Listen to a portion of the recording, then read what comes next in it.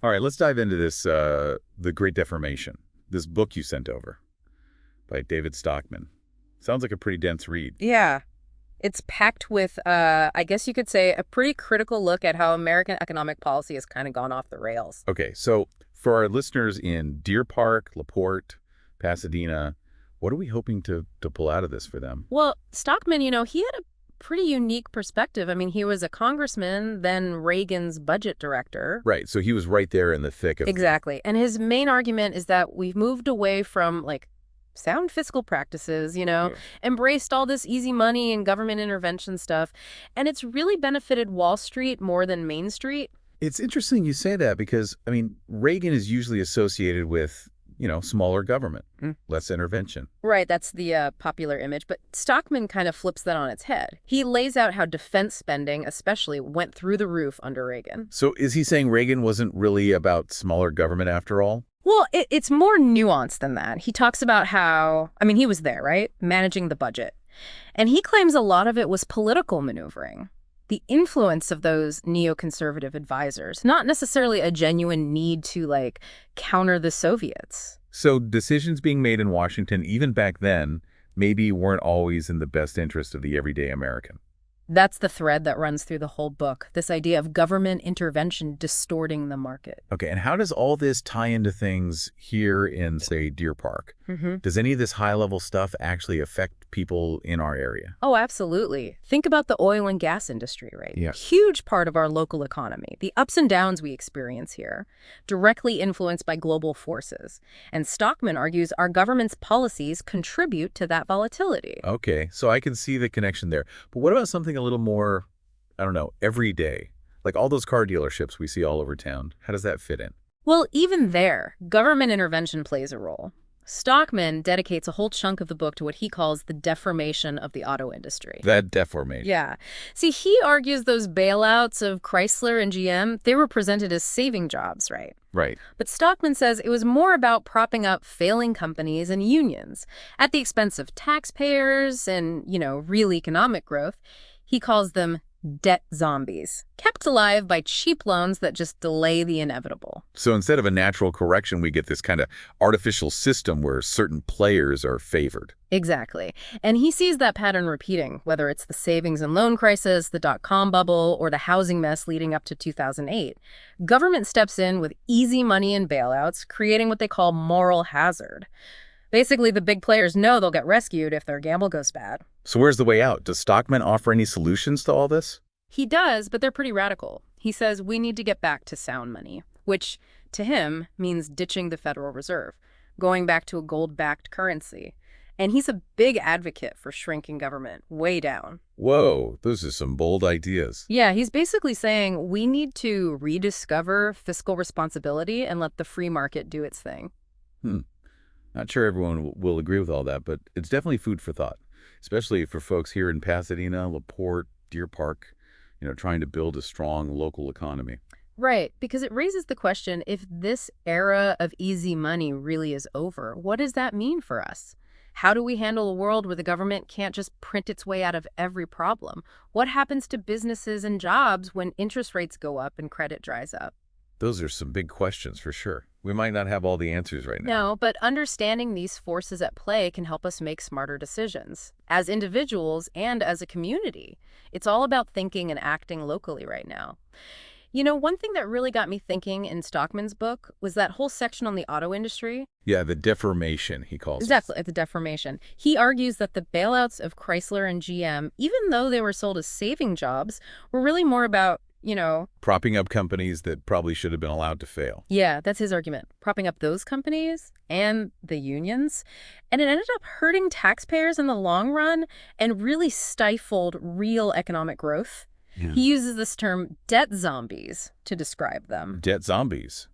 That's pretty vivid. It is, isn't it? And that whole situation really resonates with folks here in Southeast Houston. Especially those who remember all the hype about the auto industry booming here in the South. Exactly. We had all these new plants opening up, attracting investment and creating jobs. But then the government stepped in and bailed out Chrysler and GM. Created an uneven playing field. Yeah, exactly. It was like giving them a free pass while those newer, more efficient plants in the South were left to compete with companies that were basically on life support from taxpayers.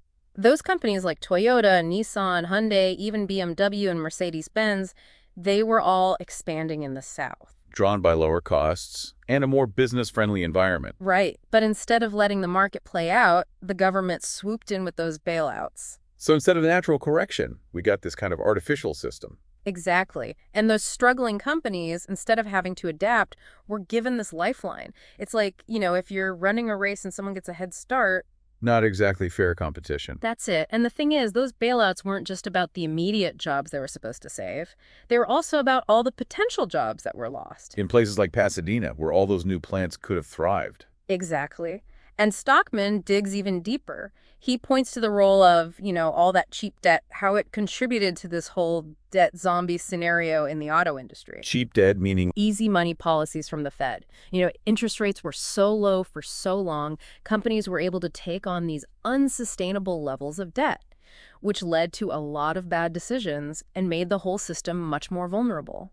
it's like building a house on a shaky foundation. Exactly. Yeah. It might look okay for a while, but then eventually. Eventually, it all comes crashing down. Right. And we saw that happen in the auto industry, right? Yeah. Years of this cheap debt and government intervention, the whole system was just ripe for collapse.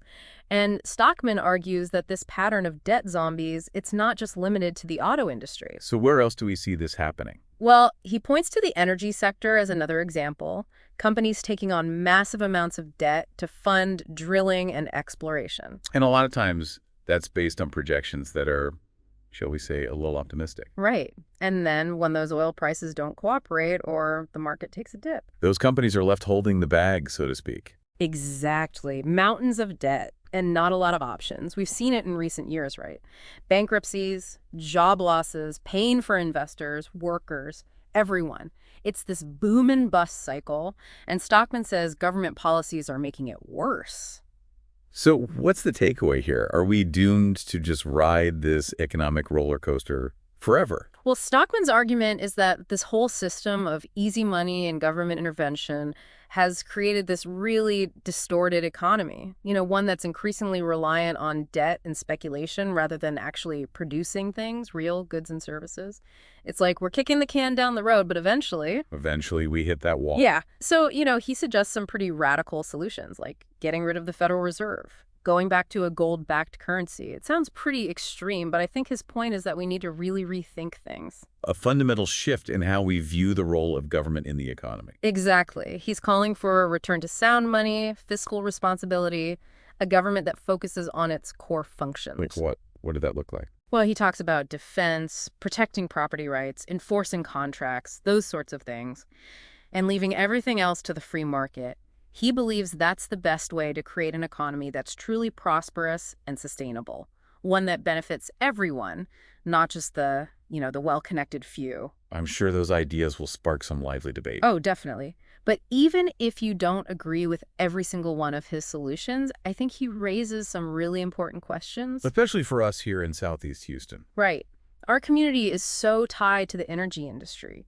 We've seen firsthand how these national policies can have a very real impact on our lives. What is the proper role of government? How do we balance the need for growth with stability and sustainability? How do we create an economy that works for everyone? Those are tough questions. Yeah, they are. And that's where thinking and acting locally comes in. We can't just wait for Washington to fix everything. Right. We need to be having these conversations in our own communities, with our elected officials, business leaders, thinking about how we can build a more resilient economy, a more equitable economy right here in Southeast Houston. One thing Stockman keeps coming back to is this idea of financialization. Yeah, where the focus is on manipulating money and assets instead of producing actual goods and services. He argues that's led to less investment in the real economy, slower growth, more inequality. And it's not just an abstract concept, right? This shift away from real investment, it has consequences for our local communities. Absolutely. When companies are focused on things like stock buybacks and mergers, just to pump up their share price. They're less likely to be investing in new factories, new equipment, new jobs in places like Deer Park, LaPorte, Pasadena. Instead of creating actual value, we're just playing this financial shell game. And it's the ordinary people who end up losing out. So if we're on this unsustainable path, what does that mean for the future? What does it mean for our jobs, our homes, our kids? Those are the questions, aren't they? And there are no easy answers. But I think Stockman's book makes one thing very clear. We can't just sit around and wait for someone else to fix this. We need to be informed. We need to be engaged. And we need to be willing to take action. I keep thinking about Stockman's analysis of, the supposed recovery after the Great Recession. Like, he really argues that a lot of that apparent growth, well, it was fueled by government spending, And unsustainable debt. not real economic activity. Mm. He doesn't really buy the whole narrative that the government saved the economy, does he? No, not really. He says that all that stuff, the stimulus spending, the bailouts, the easy money from the Fed, they just created this, temporary illusion of recovery. A Band-Aid solution. Yeah, basically, a Band-Aid. Without really fixing those underlying problems. He even uses those programs like, what was it, Cash for Clunkers? Right, and the home buyer tax credit? As examples of that kind of short-term thinking, right? Mm. A boost that doesn't really create lasting value. Yeah, he's pretty critical of that approach. And it's not just the federal government either. Stockman calls out state and local governments too, for relying on debt and unsustainable spending. He says that's putting a lot of states and cities in a tough spot. Yeah, with things like underfunded pensions, Yeah. and crumbling infrastructure. Not a pretty picture. So how does all this relate to us here in Southeast Houston, I mean? Well, I think the takeaway is that we need to be thinking about how to make our local economy more resilient. More self-sufficient. Yeah, exactly. We can't just count on the federal government to come in and bail us out every time things get rough. Hope for the best, but prepare for the worst. Right. We need to invest in things that are going to create long-term value. Things like education, infrastructure, creating a business-friendly environment.